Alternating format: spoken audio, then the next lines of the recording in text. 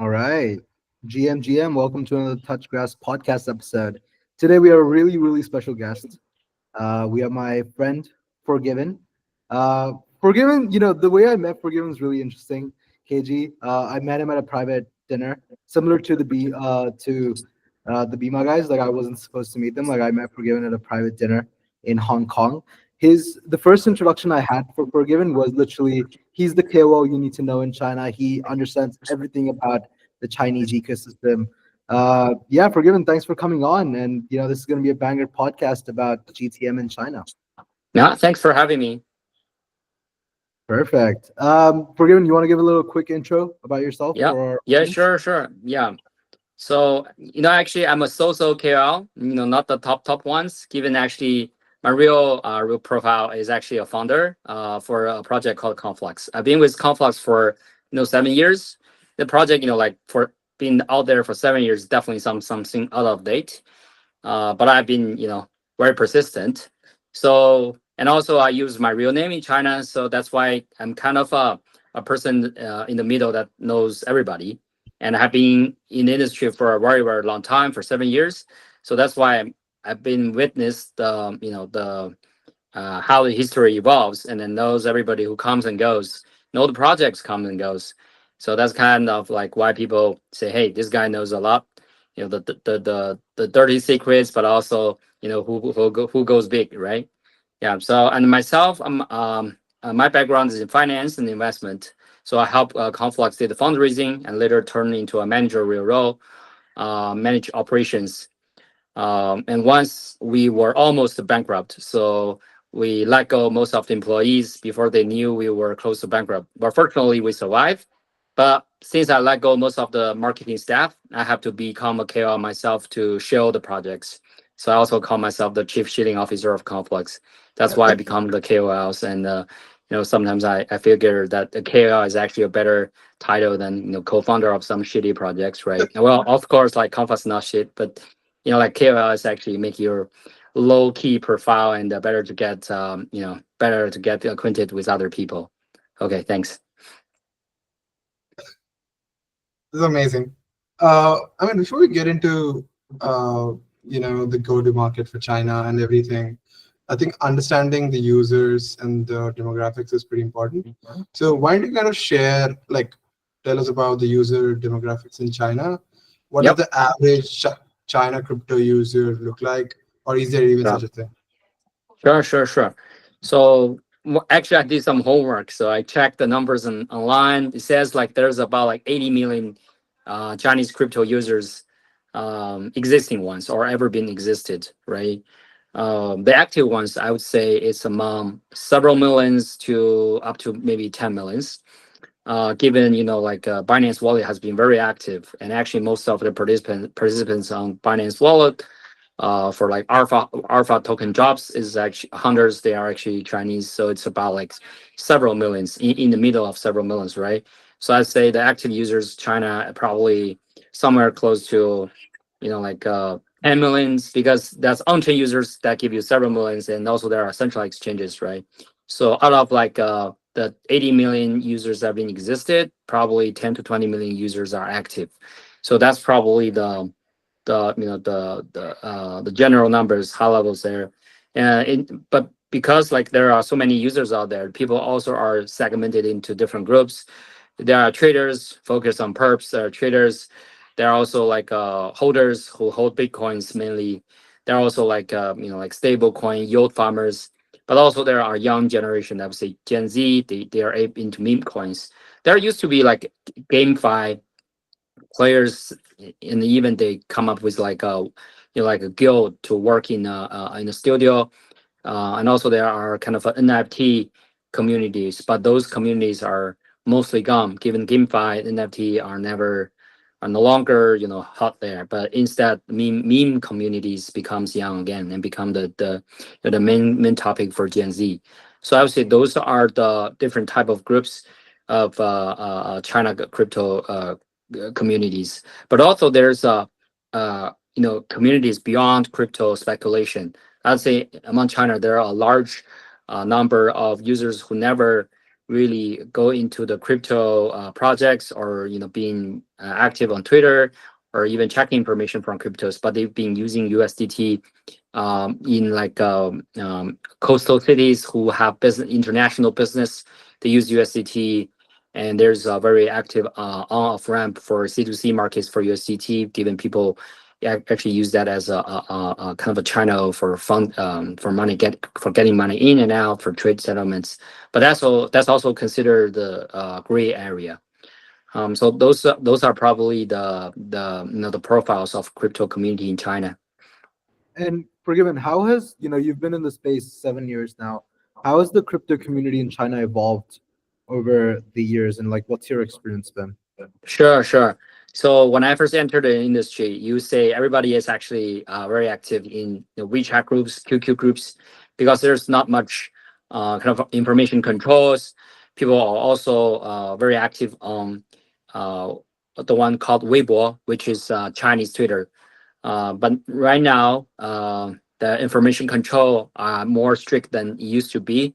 So WeChat, if you talk about crypto a lot, and you share like K-line charts on your WeChat, and you are very likely to get reported for your WeChat groups or yourself. So you could be mute or silent for a month, or your groups can be, dismantled. So gradually, people have migrated from QQ groups and WeChat groups to Telegrams and Twitter, and give up like Weibo accounts for talking about crypto. But still, there are people talking about cryptos in Weibo, in WeChat, WeChat videos, in TikTok, in Xiaohongshu, which is the equivalent of Instagram, the little red book, the Xiaohongshu, that is Xiaohongshu. So still, there are people talking about like crypto there, but the information, there could be traffic control for such informations, and for crypto intense informations, especially in WeChat groups and WeChat, that could be banned, or groups could be dismantled, right? So that's why I see a lot of people have been shifting from from the traditional social medias onto Twitters and Telegrams, and even Discord for some time, because when NFT were still hot, people are using Discord very often, but no longer these days. And also, I'd say for people who have access to Twitter and Telegram, they first have to have the tool of VPNs, and also be willing to have some knowledge of English, so they can learn the projects from the English perspective. Well, today Chinese Twitter has been also very active. There's so much information content on Chinese Twitter, so even you don't know English, but you still have to have VPN to get yourself over the Great Wall to get access to such information. So with that said, a lot of people are still staying in the WeChat and QQ groups today. So yeah, that's why I say the kind of the channels has been moving from traditional to more global ones, and now it's more scattered and fragmented. Got it. And when you kind of compare it to the Western audience, what does it look like? And also before that, you talked about NFTs and talked about these different markets. What is like the average China crypto user do on chain, or are they still limited to sexes, or what does their on chain behavior look like? Do they like trading on DEXs more, like something like Hyperliquid, or Yeah. what does their general crypto behavior look like? Yep. So I'd say, like, they are segmented now. You don't have like a typical Chinese crypto user profile that that's kind of an average something. No, like Gen Z, they're naturally into memes because they can stay up late night and trade like 12 hours and 7 days a week, right? That's not some like old crypto guys like me could tolerate, right? I go to sleep early. I have a family to take care of. I have a work to do, right? So yeah, but people who are still active on chains, one type they're meme traders, the other type they could be like BSC alpha hunters. They kind of like watch trading code tokens to get their alpha points. A lot of Chinese are doing that now. Also, there are like DeFi whales. They're farming their stable coins and ETH from different places, right? Today you see somewhere let's say AVE or Compound offer higher yield, they move their stablecoin there. Sometimes they say their higher yield on Morpho or Pendle, they will move their stablecoins or Ethereum to those farming places. So those are probably the whales and OGs that's what they're doing, right? But that's something they also do on chain. And also there are a lot of, I would say, gamblers. The lifespan of gamblers are generally not very long. Sometimes the exchanges say this gamblers who speculate on perps only exist between 3 to 6 months, and they are bankrupt. So they kind of get out of the market, and then they go to make more money and come back to the market again and lose their money and come back again, because 98 more than 98% of the perp traders will die out after 6 months. So that's actually a statistics where the exchanges gave it out. So yeah, so which is sad, but they also are very large a group of China crypto users, I'd say. And then, forgiven, like, how do these Chinese communities operate? Like, for instance, in India, there's like this one broader Indian crypto community that lives on crypto Twitter and interacts in most of these groups. Most of the individual sort of ecosystem communities have the same people. Mhm. Is Chinese community operating as a broader one like India, or are they like individual silos? Can you talk to us a little bit about community formation in China and how, if there are different camps per se? Yep. There are definitely different camps. Like I said, there are stablecoin farmers, right? East farmers, they are the OGs, they are the whales, they are meme traders. They kind of shrimp, but they shoot for high multiples, like 100 times, 10 times a night. But some of them, starting from shrimps, but become whales now, given they have made so much money on Trump and other meme tokens, right? There are also like groups who follow those K-line chart, like they call it tutors, or uh, they call it K-line tutors. They basically teach people how to trade on perps, what's the multiples, what's the risk management skills, what are the directional bets. So their models is basically they share exchange registration link they have, which come with rebates. So they encourage people to gamble, and people kind of lose money on those perp trades.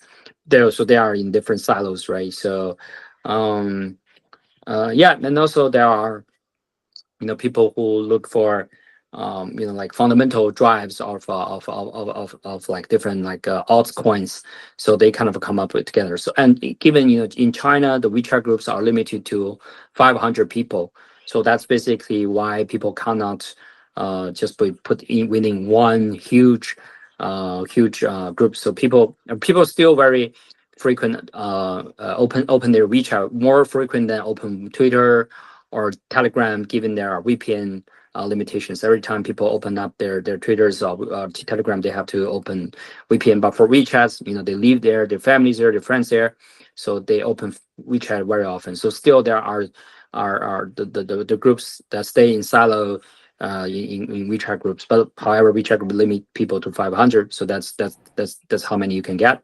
Right, so that's kind of the camps, I would say, exist nowadays.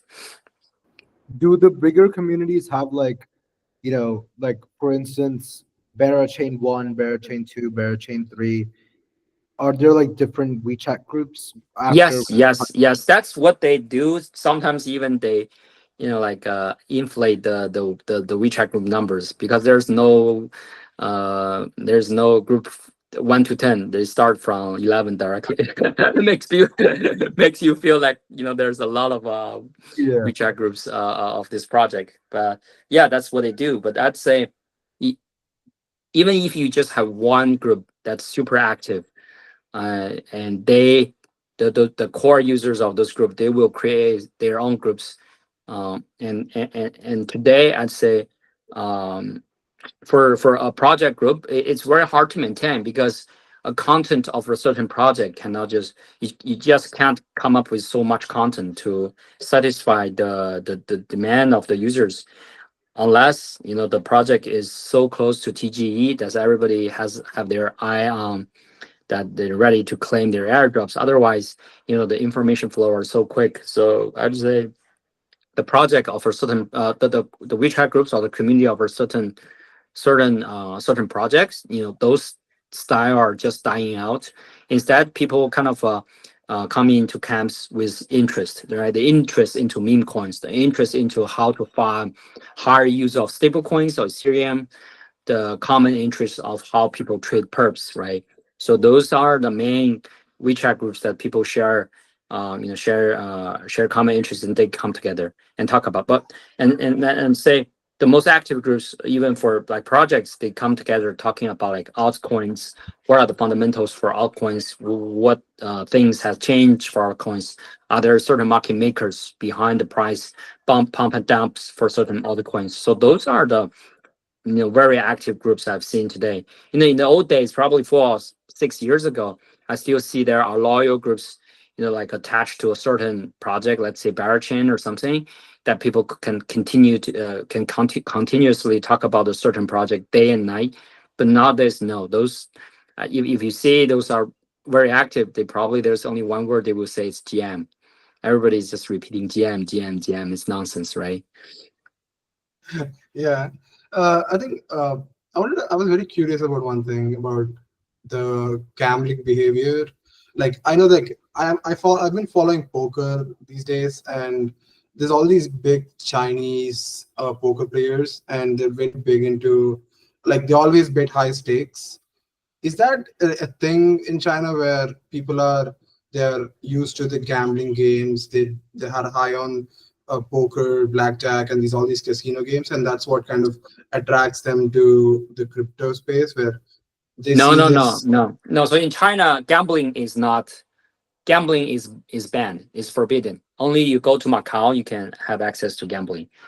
And online gambling is banned as well, unless it's illegal, right? Somewhere from I don't know, Cambodia, from Mia, right? Those countries, and they operate from offshore and try to get their Chinese users. But it's illegal for gambling in China mainland or online. Yeah, you probably see the famous like a Texas holder play Wellesley. That he's a guy that's play on Texas holders. But no, that doesn't mean like people can play Texas holder with money officially in China. No, that's not allowed. Macau is kind of the place for Las Vegas in China, but it takes a travel to go there. Yeah, yeah. Uh, And then forgiven in terms of like ecosystems that you mentioned Barachain. What are the biggest ecosystems that have a pretty big community in China right now? I say Ethereum has that. But it's dying out, especially when Ethereum switching from POW to POS. They are giving up very large like Ethereum community who are supportive about Ethereum, who used to be in China, but still Ethereum has such a big China community. They're still very actively hosting East Hangzhou, East Shanghai, East Beijing. They're still hosting such like city events for Ethereum. But in the past, there used to be like Spark Pool, probably the largest Ethereum POW mining pool. There's the M token, who is probably the best ERC20 token wallets for Ethereum. They all used to live in China, and there's a big community surrounding them. Yeah, but today those communities are dying out. One reason is this project have moved to Singapore. The other, because like China used to have such a big community of POW miners, and now POW mining are forbidden in China, and Ethereum also switched from POW to POS. So the Ethereum, even the Ethereum community probably still the largest in China now, but even for Ethereum, it's dying out. Got it. And like, going back to our previous question, like, how do you compare it to the Western audience? Uh, when user behavior, demographics, how do you compare it to the Western side? Is it still, are people more conservative? Where does the difference lie? I'd say like China users are very practical. They're pragmatic. They don't care about narratives. Only if narratives can hype the tokens, and they look for exit liquidity. They don't care. They really don't care about like narratives. I think the Westerners has believing narrative, and Chinese scale knows those are narrative that the Western projects favor. So they will leverage those narratives. Say, hey, these narratives are backed up by big VCs, by back up by big KOLs in the West. Let's make sure we hop into the tokens before somebody else, and make sure we are the not the last backholders, and we exit on the followers, right? So they use narrative as a way of exiting liquidity and taking profits. So that's something I think it's very different from the Westerners. Westerners always believe, okay, there's hope, there's future, there's they believe in zero knowledge, they believe in, I don't know, like data availability, they believe in modular blockchains. But in the eyes of Chinese people, this all bullshit stories. And if these stories can bring in, like, people who would like to believe in it, and they buy before them and they dump on those people, right? So as the Chinese people are very pragmatic, and also they look for very high. They're kind of on the both two sides, two ends of the crypto. One is very conservative. They try to hold bitcoins and make sure they don't lose bitcoins. Those are the early guys, OGs. And also the other part of OGs, they try to make sure their stable coins can get the highest use in the market, make sure their Ethereum can farm the better use for different kinds of LSDs, right? LRTs. So, and they don't ape into meme tokens, or they don't trade perps from their time to time, because they have been hurt. They know it's not it's only survivorship bias in the perps game. But on the other end of the risk spectrum, there are people really hunger for risk. They leverage up 20x, even 50x on bitcoins and even on altcoins. So those are the centralized gamblers. But also there are the Gen Z gamblers, so they are more onto the on-chain gambling, which are meme tokens. So they into meme coins on Solana, they're able into meme coins on Binance Smart Chain, and they've been very active talking about the meme like smart address, the meme narratives for different like valuation ceilings. So yeah, that's kind of a different taste of different people. Yeah, what I've also heard is, just expanding on what Forgiven said. In the West, people love to associate projects with multiple different narratives. Like, oh, this project is doing five different things. Oh my God, this is so bullish. In the East, and especially I've heard this about Chinese communities, they love to talk about just one narrative. And associating something with multiple different things isn't something that they want to do. They just want to know what's the main thing. And that's something that I've noticed as well Yes, in a lot of yes. things. They only give like one or two, and most two. Most of the time, they only give one tag to a project.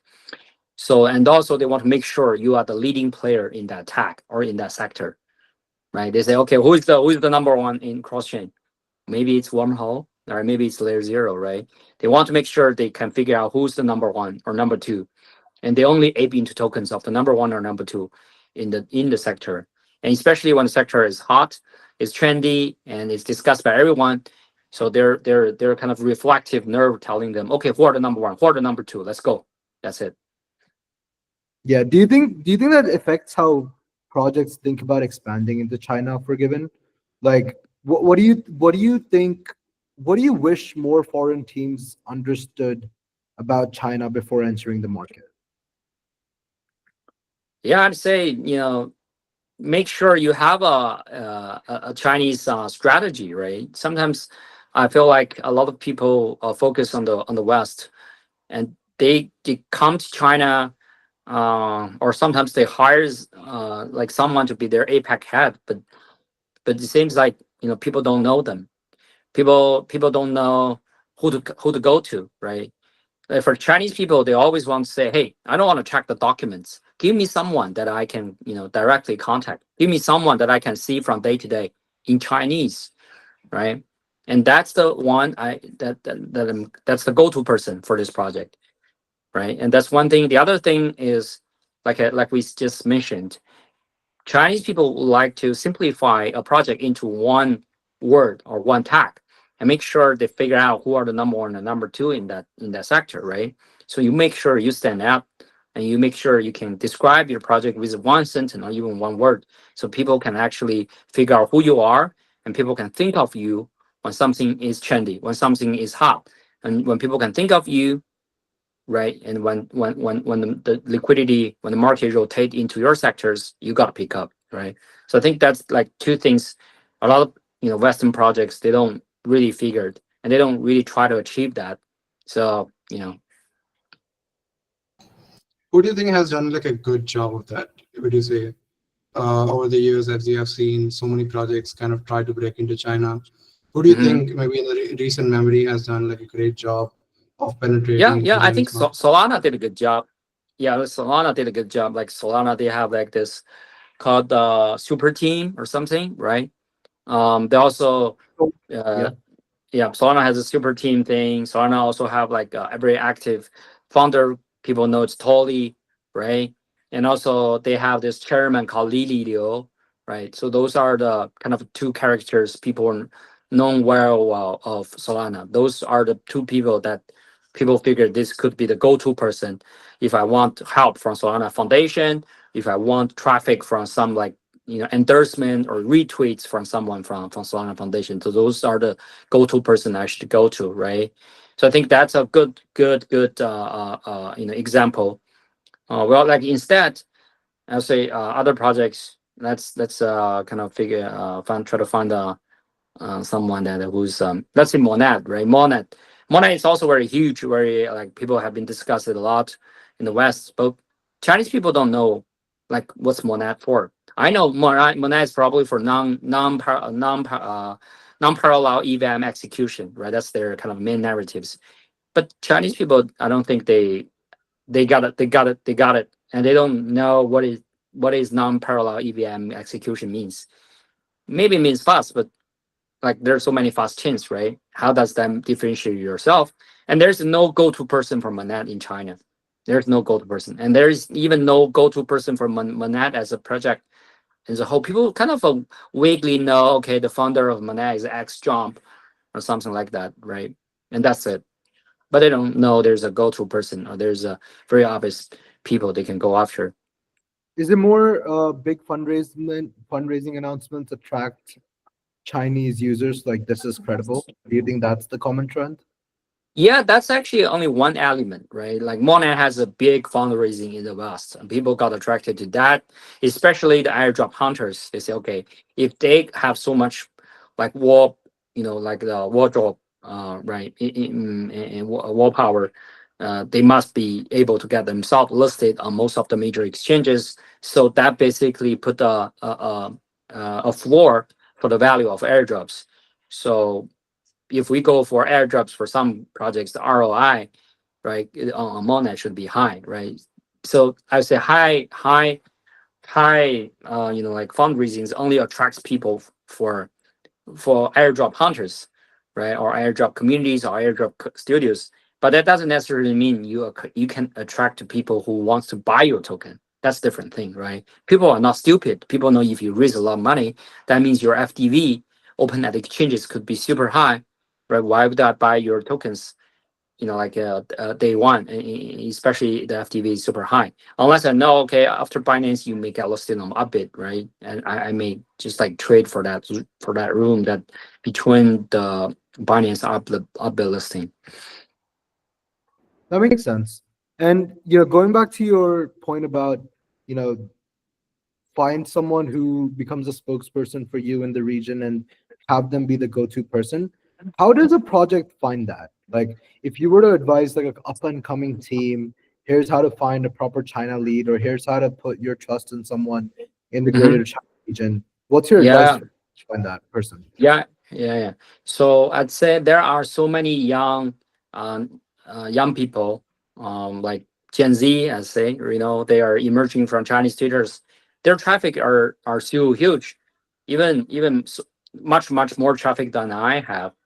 So those people, they could talk about their life stories. They could talk about their experience in ape into meme coins. They talk about like projects, describe projects. So you want to find the people who actually fit into your projects the most. So let's see, if you're Hyperliquid, you probably want to find a trader, right? Because on Hyperliquid there are so many perps, and if a trader has so much traffic, he could become your representative in Hyperliquid, because he can help people got acquainted with not just Hyperliquid, but also tell people, okay, let's ape into some perps on Hyperliquid, right? So it actually spurred the trading volumes for Hyperliquid, right? So let's say if you want to find some let's say if you are a DeFi chain, right? Then you may want to find somebody who has a big voice in terms of talking about DeFi's. They can guide whales, TVLs into certain areas, right? So you find a candidate who is young and also talking about relevant information, could be circle back to your projects, and you make them your representative, and they come up with kind of intro letters of onboarding with a certain projects. They say, hey, this is my new boss, this is my new project, I get onboarded, and they have so much traffic just for the kind of the intro of themselves getting new jobs on Twitters, and then the project got introduced in the same time, right? And then keep kind of pumping out information about the projects, hosting AMAs, join AMAs, join panels, and in that KOLs become the BDs, community managers.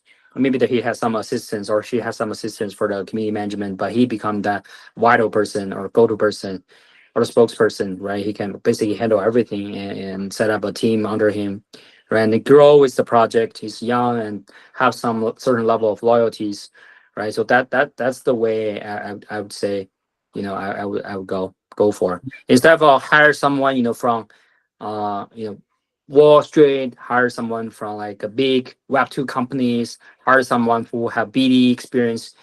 No, that's not the way I would look at it. I would look at it, okay, who are more crypto native, who have much more traffic on Twitter, right? Who are hunger, right? Who can write information that people are interested. Those people are actually much better fit for the project. Yeah, for sure. And this strategy also works in Korea. For instance, our Korea program is led by Morbid. He's really big KOL in Korea, and that strategy has also helped us there. So there's a lot of synergy with like other regions as well. Forgiven, bring me back to Hyperliquid. How's the Hyperliquid community in China?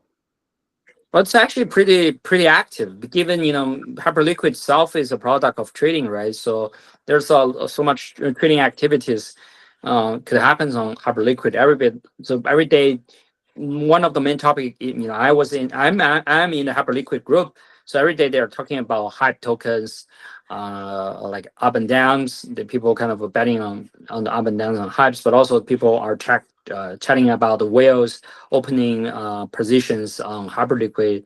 What's the price trigger point for them to get liquidate or to have to make margin costs. And also when there are new listings of like perp trading pairs, so they will talk about it. So there actually so much content to talk about on the Hyperliquid group. So the Hyperliquid group is actually a super active. It's actually probably exception than the other project based community, because there's only limited information for project based groups could share every day. Yeah, I think it's gonna get even bigger as the Hyper EVM kind of rolls out, and yeah, I think in these it's kind of slowly becoming. They had this points program, and yeah, I think they're up to big stuff. In general, like in China, do people engage with airdrops? And can you kind of walk us through pre-TGE and post-TGE for projects? How does that behavior change? As I said, like they're not sticking to one narrative, or they're not actually holding your bags. But walk me through the airdrop kind of part of the project, pre-TGE and post-TGE. Yep. So I'd say there are professional airdrop hunters in China communities. So, and also there are KOLs for such community. So they basically will do very thorough analysis on projects, who raise a lot of money, who are backed up by like tier one VCs in Silicon Valleys, other narratives are like hot in the Western world? Are they the number one projects in the specific narratives? So there are airdrop hunters kind of do thorough analysis, and such KOL actually would approach the project to become kind of a pre-TGE ambassador, and having her or his community follow the instructions and kind of come up with the statistics that the project wants, so the project can present the data to exchanges, to make exchanges easier to make it easier decision to list on their projects, right? And most of the actually the airdrop hunters, they just kind of finish one project and they move on to the next one. Most of them, that's the way they do it. They get the airdrops. Before TG, they go onto Twitters, they share to their communities and ask the community, do the instruction 1, 2, 3, 4 steps that what you should do, and you're guaranteed to get airdrops. But once they get the airdrops, they dump the tokens on the market, and they basically run away. And the pre-TGE hype, are pretty expensive. That you have to pay airdrops, you have to hire KOL agencies, you probably have to pay titles, and to hype, the attention, so the exchanges make exchanges accept your listing, request. But after TGE is actually where the challenge really comes. Only the utility and adoption of your projects prove what are the real users and the real token holders, and only those people will stay. The airdrop hunters, they will move away onto the next project, because that's the way they make money. So I'd say after TG, that's actually the most challenging time, whether this project really have a PMF or really have a loyal diamond in hand user group. And if you prove that, you will that's where you will survive even in the token unlocking schedules that the investor keep dumping. But you have the utility, you have adoptions, you have a diamond in hand user group, you can survive. One of the best example I would say is Pendle. Right? Pendle itself is actually a Chinese funded exchanges. The team are based in Singapore, and I mean they are not TGE on Binance. They got liquidity on chain and smaller exchanges first. But Pendle has proved their PMF in the market, so their valuation continuously. Yeah, well, their valuation kind of fluctuate, but their rankings of their market caps actually are climbing slowly through the CMC. So that's, I'd say, after TGE, that's where the real challenge. Pre-TGE, you can just pay KLs, pay airdrop hunters, pay listings, and get you to a place, to get listed on Binance or even a bit, right? But after that, if the project kind of gets itself rotten inside, eventually it has nowhere to hide. The best example could be movement, right? Yeah, that makes a lot of sense. And one thing that I've also noticed talking to a lot of people in the Chinese community is they actually feel that these are people who are not primarily airdrop hunters, or maybe they believe in certain ecosystems. A lot of projects have come and then they've just gone away after TGE. They focused more on the global markets and they've stopped engaging with the Chinese community altogether. Solana is probably the only instance of a project where they actively have a Chinese program. They actively engage with the community. They're trying to do things in the community that's a lot more, proactive and encouraging, and uplifting.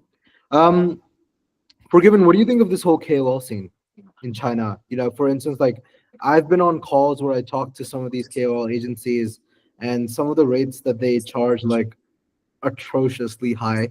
Yep. How does the KOL game work in China? Like any Yeah, I'd say it becomes kind of an industry standard that they charge before you want to go TGE, right? On exchanges.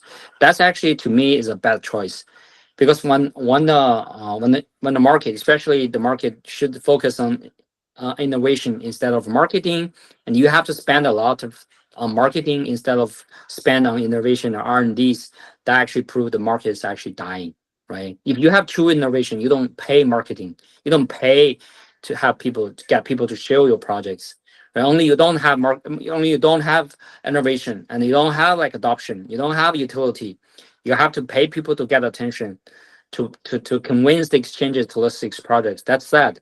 But and I'd say it's actually a dynamic balance where like projects raise so much money, but they cannot prove PMF, so they have to pay, right? And the KOLs have monopoly the attention on the Twitters, so because exchanges also track like your hit levels on Twitters, so you have to pay the KOLs pre-TGE or pay cattles to get your heat map or get your mind share to become number one or number five, and then like top fives to get exchanges like a permission to get listed. So that's sad, but already become an industry standard.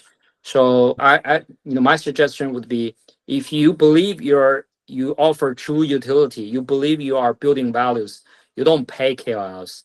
You only engage KOLs who got aligned with you. They can bring true users with you and go with you from the very beginning and even after listing, and go continuously to talk about the utility of your projects.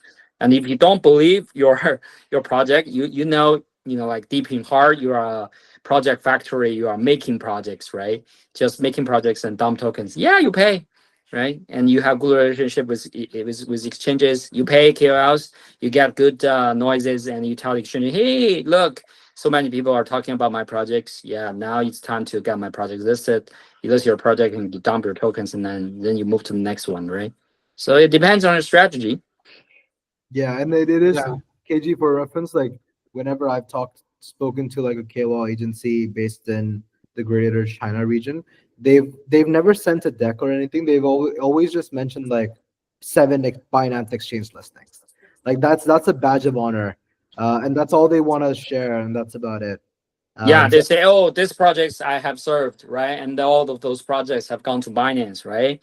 Check my badge, right? That's my contribution. yeah, Yeah, I think I would take like the other. I mean, the market and everything on Twitter and the sentiment kind of is always negative about influencers, and rightfully so. Like, there's so many things done wrong, but I also think that like using creators and influencers the right way can bring positive attention to your project, and that has to be a long-term kind of thing, right? Play long-term games with long-term people, kind of thing, and how I usually check the KOL scene on different platforms, and I felt like for YouTube, China is is still not that active. Is that No, true? no, Like, they're not active. Yeah, Chinese people, they don't check YouTube's. Chinese community don't check YouTube at all, because YouTube generally are long videos, right? Long videos, were more educational.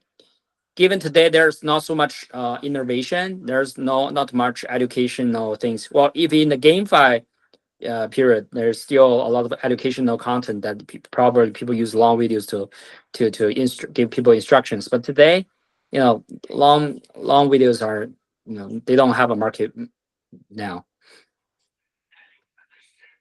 Yeah, maybe podcasts, like people actually are getting used to start to get used to podcasts, especially when there are very trendy topic in the space. People use podcast. Sometimes people actually do a quick AMA, flash AMA on Twitter's, and they actually recorded the AMA Twitter space into a podcast, and they actually summarize the content into better organized articles attached to the podcast. That actually become a better format today. oh yeah, that's pretty Yeah, because interesting. like I said, like Bybit got hacked, right? So they quickly Yeah, engaged the ban from Bybit CEO, like Wu blockchain. Wu blockchain quickly Wu blockchain engaged the Bybit ban, and they organized a flashy MA on Twitter Space, and make it a fun, refined article and podcast, and people like that format today. do you think some of these bigger podcasts in the West, probably not ours, but like, your Banklesses of the world and Hmm. your Empire podcast, do you think with the rise of AI, like 11 Lab, they should translate to Chinese and, run like a Chinese translated podcast? Do you think that would get PMF in China? No, I don't think a translated. I don't think a translated podcast will get PMF, but I think a translated, refined article of the English English podcast, it makes sense. And you can have like Wushou blockchain or PA News or like Foresight News to actually publish the refined article of the podcast. That has a market. That makes sense. Got it.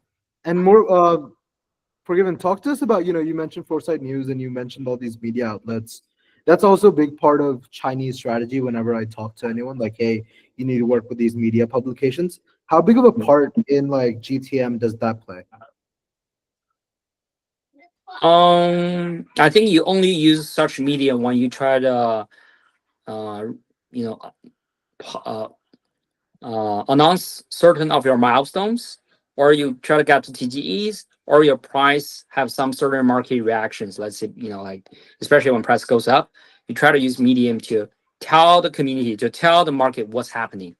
Right? Sometimes like before you have a token price, you want to tell the market you have raised certain amount of money, right, coming out of the mouth of a certain respected medium, and enhance the credibility of the fundraising numbers, right?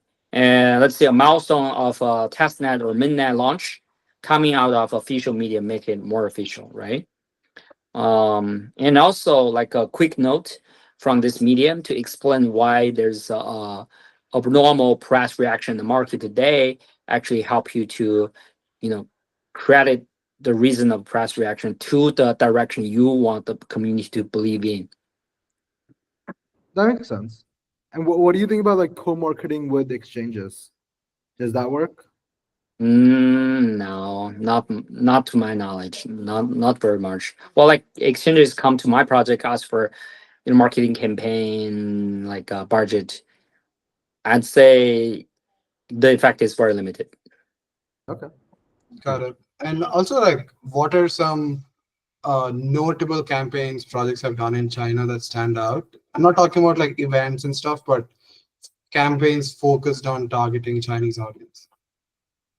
I think Something. Huma Finance did a good job recently. Huma Finance, this is very funny. The one of their employee who should be positioned as CMO, kind of brag herself about the elite status that she was ex federal bank worker or something, and got hatred from so many crypto community KOL say, hey, we are all grassroots. What the fuck, like try to be bossy and elites talking about AI or finance sectors that you are coming from, and this becoming kind of a storm. And later, like the CEO of Huma Finance, he came out and apologized and say, no, that's a mistake we made. We shouldn't make such statement. But at the same time, he kind of start to introduce what Huma Finance is about, and then like hire agencies to actually become his the people say, yeah, the CEO is good, he's so humble, he's making apologies and explaining his stories, and then like every now like the attitudes change all of a sudden. Everybody starts saying, hey, the CEO is good, let's take a look what the Huma Finance is doing.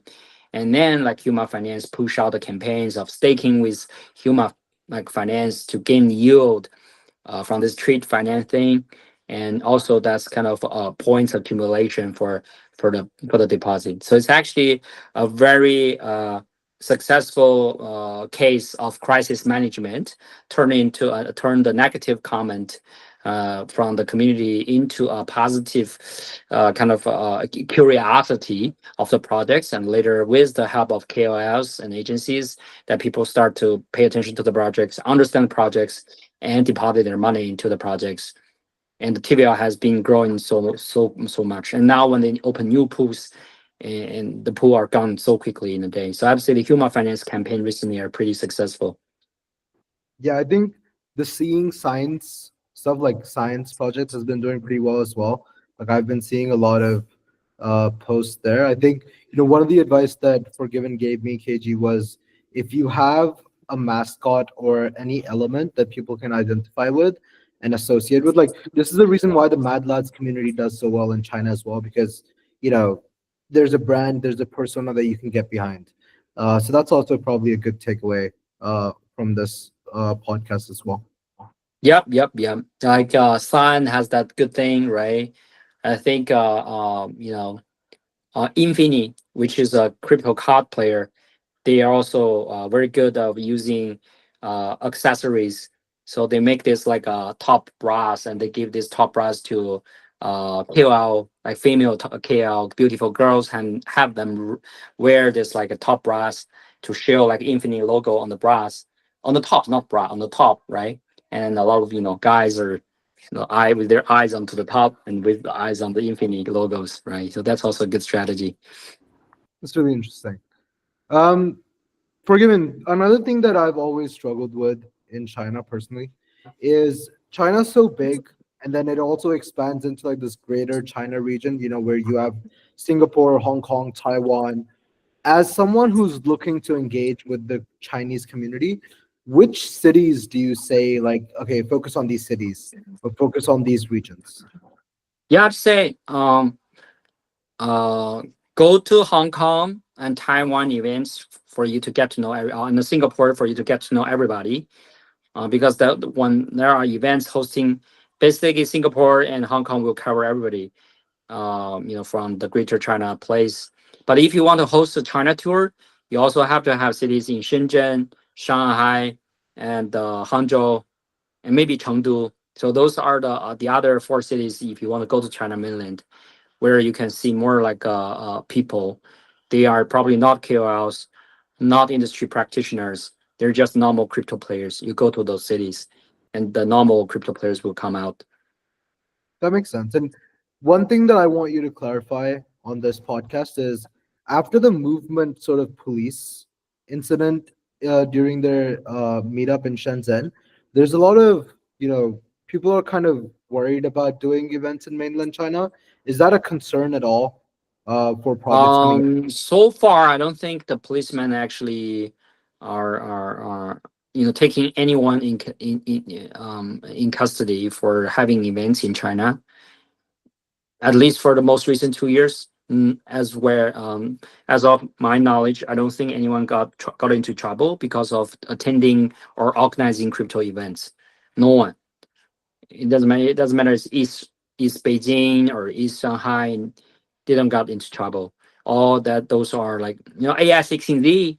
They came last year. They came and have a pretty successful tour in China, in Shenzhen, Shanghai, and Hangzhou, and maybe not. They didn't go to Chengdu, and their token prices go up. Had gone up so much after the Shang's too, right? So I say, yeah, it's still fine. Yeah, the policemen they come, they probably ask, okay, what's this event about? Is this being reported to the relevant authorities before this organized? And they check it, and then they're good. So I'd say to find someone who know the locals, they have a good relationship with the local governments or policemen, making sure they have say hello to the related authorities, and make sure they are aware of the events should be good. That's good That to makes hear. sense. Also, Yeah, but like, don't do Ponzi's. Don't try to sell like mining hardwares. That could put you in danger. Yeah, that's a little bit because like selling hardwares, mining is still banned in China, and Ponzi that's different thing, right? And don't like ICOs on the events. Like don't like take people's money on the events. No, don't do that. yeah, 100%. I agree there. Also, like from personal experience, like what were some of your favorite events over the years that you have attended in China? What are the what events I attended in China? Yeah, what are some of your favorite events that people should know about, and you also kind of they were your favorites? Yeah, well, I'd say like for China relevant, like Token 2049 Singapore and Hong Kong Web3 festivals are probably the two largest events that if people want to cover Asia and get to know people in China. Those are probably the two biggest events that people should go to. Other than that, East Taipei are probably another good one for you to get to know like Taiwanese markets, because Taiwanese people, I think they have their own like communities. They are not fully blend in the China community. And is it more, Forgiven, would you say it's important for any project to come to China, do events on the ground to build offline trust? Is that a really big part of building trust with the Chinese community? I would say if you want to have a China community, that's definitely something you should do. Seeing the real people, having someone they know who is the go-to person is definitely something, like people want to build connection with. But that also could backfire on the people who become the front person. If things like some shitty things burst out later, right? Like just Rushi is a very bad example, right? That makes sense. Yeah. Cool. I know we're coming up on the hour. Forgiven, this has been awesome. Forgiven, we usually record this at the end. We cut it and put it at the start. Um, the question goes as follows. Forgiven, what's your number one advice to any project looking to do GTM in China? The number one, okay. I say, like find a young guy, a hungry guy, and make that guy or girl, your go-to person, your spokesperson, and having her or him growing with the project and really creating value and for the community and for the users, right? And that's probably, I mean, the number one thing I have to do. Otherwise, like hiring KOLs short term for pre-TGE or listing is only a very like a money wasting thing if you want to build for the long term. Well, if you have factory like project factory, that's not don't take my advice, okay? All right. That's Forgiven. Thanks so much for coming in. Thanks so much, sir. Thank you for having me. All Thank you. right. Yeah, okay, cool.